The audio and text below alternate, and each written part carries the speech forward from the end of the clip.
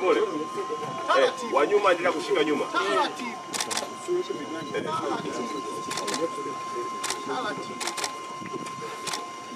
Wa nyuma usiachie.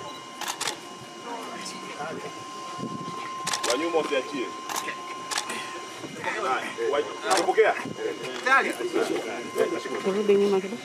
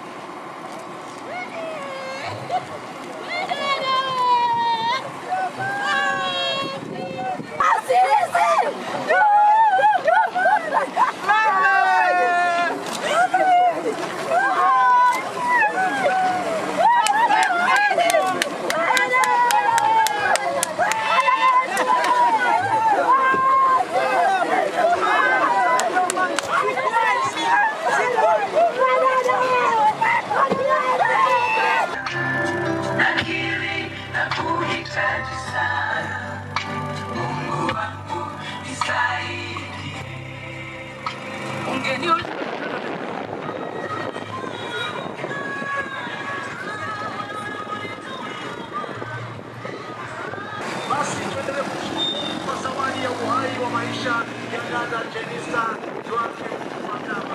Pole sana kwa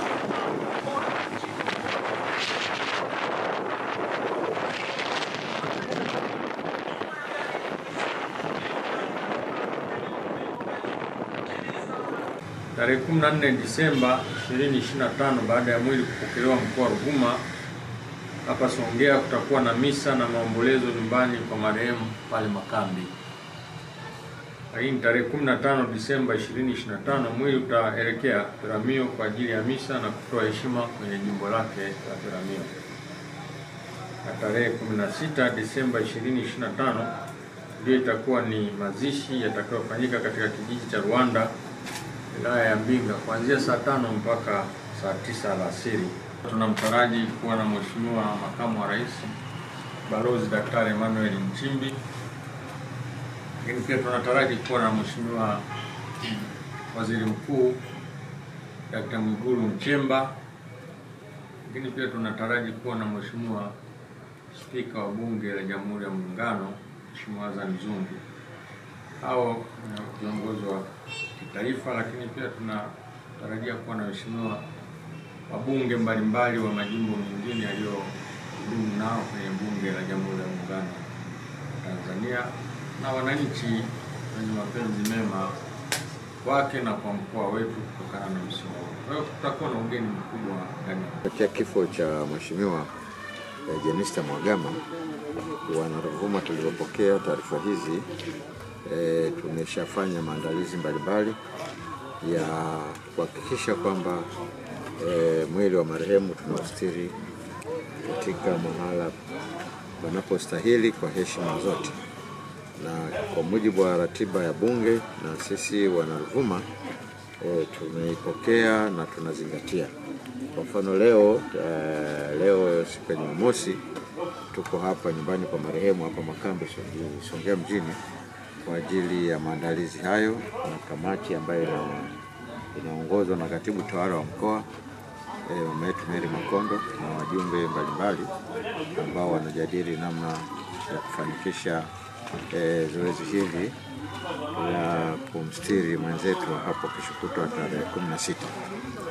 Na hatua ni nzuri na maandalizi yanaendelea vizuri hapa Makambi, lakini pia kule Parangu ambapo Jumatatu mwili wa marehemu utafikishwa pale katika kanisa kule Peramio na kule nyumbani kwao Parangu.